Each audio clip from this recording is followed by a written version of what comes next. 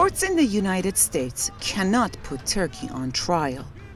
This is Erdogan's reaction to the case of Zarrab, a Turkish bank executive charged with evading U.S. sanctions on Iran. The Turkish president said, U.S. courts can never try my country. Kimisi sahte kurulan mahkemelerde yargılanmak suretiyle güya benim ülkemi yargılamaya kalkıyor. Boşuna uğraşmayın. Ties between Ankara and Washington have deteriorated in recent weeks as Turkish-Iranian gold trader Reza Zarrab decided to cooperate with U.S. prosecutors as he is facing years in U.S. prison. Zarrab has now implicated top Turkish politicians, including Erdogan, accusing him of authorizing 2 Turkish banks to join the scheme when he was prime minister. Erdogan, on the other hand, has dismissed the case as a politically motivated attempt to bring his government down. The federal court system in the United States, to be sure, often seems to throw up politically motivated decisions.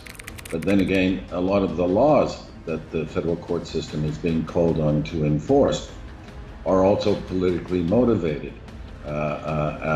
With judges having fairly limited discretion to deviate from the intended outcomes, that is, the intended political outcomes, because they're hemmed in by judicial precedent and common law principles.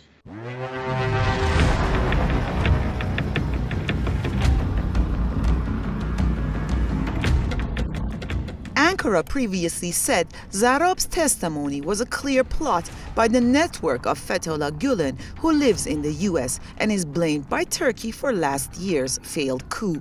The Turkish foreign minister has said the Fethullahist terror organization, a reference to Fethullah's organization, has infiltrated into American missions in Turkey. We know how the terror organization works in America today. We know how they have infiltrated American institutions and the judiciary, and we can tell the Americans that to their faces. It wouldn't be surprising, that is to say, clearly Gulen and Erdogan are political rivals and in many ways are hostile to each other.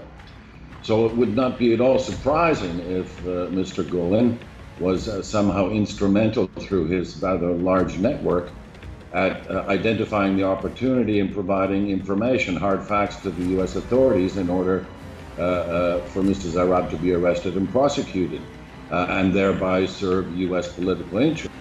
Turkey has repeatedly requested Gulen's extradition, but U.S. officials have refused so far. In a further blow to Turkish-U.S. ties, Turkish authorities have recently issued an arrest warrant for former CIA agent Graham Fuller over suspected links to the coup attempt.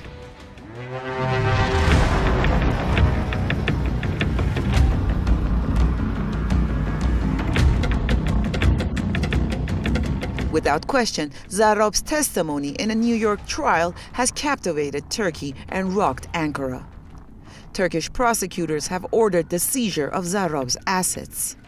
As Bloomberg argues, the focus will be on whether Zarrab implicates Turkey's banking system or the highest levels of its government. If the banks are found guilty of organized crime, they may face draconian fines. However, the biggest question is the effect of Zarrab's testimony on Erdogan's power. Amanda Slott, a senior fellow at the Brookings Institute, believes U.S. judicial proceedings could also hurt the Turkish economy, since much of Erdogan's popularity resulted from his successful economic reforms. His domestic political support would be undermined by a downturn.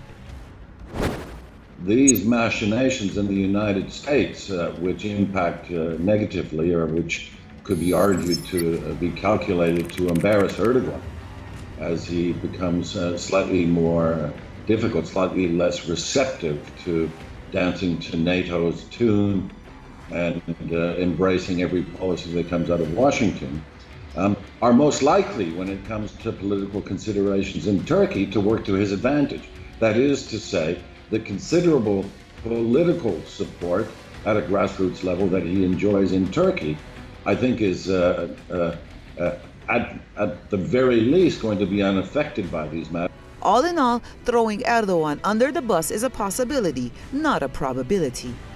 Turkey's president has proven himself a survivor when it comes to controversy of any kind.